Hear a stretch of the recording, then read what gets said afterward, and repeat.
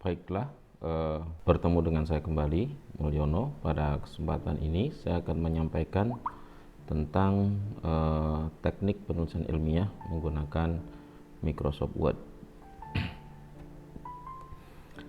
Sering bahwasanya sebagai mahasiswa yang harus menyelesaikan tugas akhir, kita harus menulis tugas akhir dengan susunan atau format tertentu. Seperti misalnya harus dari mulai depan ada covernya, kemudian daftar isi yang sebelumnya ada daftar tabel dan daftar gambar dengan format halaman yang berbeda dengan isi daripada tugas akhir, yaitu pendahuluan, tinjauan pustaka, metode, hasil pembahasan, simpulan saran, dan daftar pustaka. Kita juga mengenal beberapa aturan atau format penulisan tugas akhir. Dalam kesempatan ini saya ambil format penulisan yang ditetapkan oleh Unila, Universitas Lampung, bahwasanya karya tulis harus ditulis di atas kertas A4, kemudian huruf Times New Roman 12, yang bahwasanya huruf dengan ukuran 10 dan 11 pun juga dibolehkan, asal misalnya digunakan untuk isian, ya, bukan judul dalam tabel atau gambar. Artinya supaya posisi penulisan atau konten daripada tabel atau gambar bisa muat di dalam tabelnya. Kemudian selain kertas, bahwasanya ada sembir atau margin, di mana secara umum margin dari kertas A4 yang harus kita tuliskan untuk format karya tulis itu dari kirinya 4 cm, atas, kemudian bawah dan kanan masing-masing adalah 3 cm.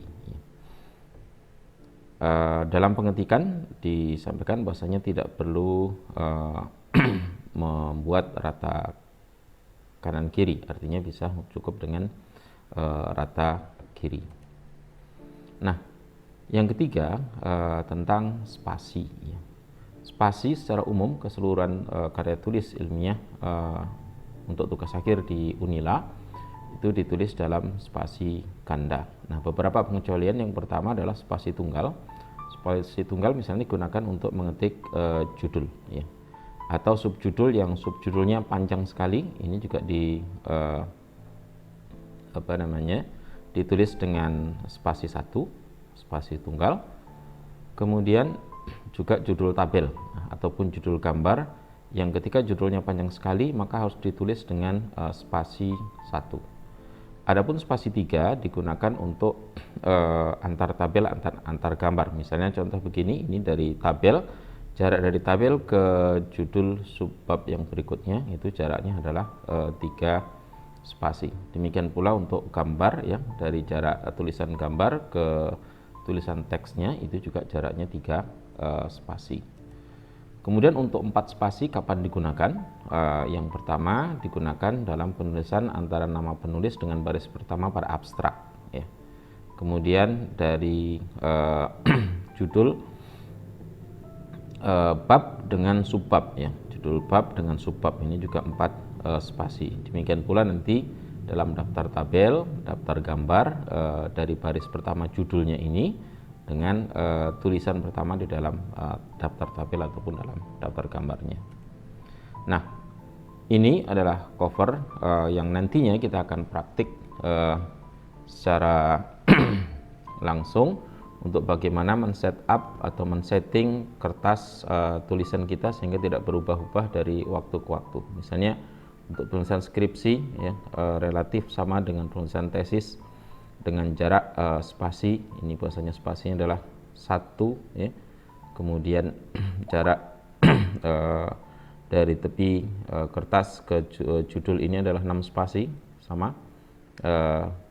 dan beberapa yang lainnya.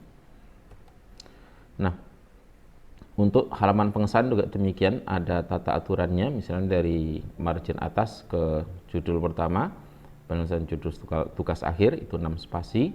Kemudian jarak, ya, ini tentunya jarak adalah 1 spasi, sementara jarak dari antar poin ini itu jaraknya adalah 2 spasi. Sedangkan untuk ini pengaturan jarak dari nama dan NIP dari pembimbing ini jaraknya dapat disesuaikan. Artinya dalam hal ini kita atur mungkin bisa cukup dengan 1 spasi. Halaman pengesahan juga demikian dari atas ke bawah dan seterusnya ya, dengan aturan yang nanti akan bisa kita lihat. Demikian pula untuk riwayat hidup ya, jaraknya nanti akan kita coba praktikkan secara bersama-sama. Untuk sanwacana juga demikian ya, bagaimana nanti cara menulis judul dan seterusnya. Nah, sehingga dalam topik yang akan kita bahas di dalam penulisan karya ilmiah menggunakan MS Word ini nanti, ini akan kita bahas meliputi dari formatting kertas, margin, spasi, dan nomor halaman secara otomatis tentunya untuk nomor halamannya. Kemudian formatting halaman pengesahan, abstrak, kata pengantar, daftar isi, daftar gambar, dan daftar tabel ya. Baru kemudian kita lanjutkan formatting untuk pengebapannya dari bab 1 sampai bab 5, dan juga nanti ada formatting bagaimana men-setup daftar isi secara otomatis, daftar gambar, dan daftar tabel secara otomatis. Lalu bagaimana kita juga memformat daftar pustaka yang tentunya ini tidak ditulis manual lagi satu persatu, tetapi kita akan gunakan nanti dengan fasilitas Mendeley misalnya. Nah, inilah kurang lebih overview yang akan kita pelajari di dalam topik penulisan karya ilmiah menggunakan Microsoft Word.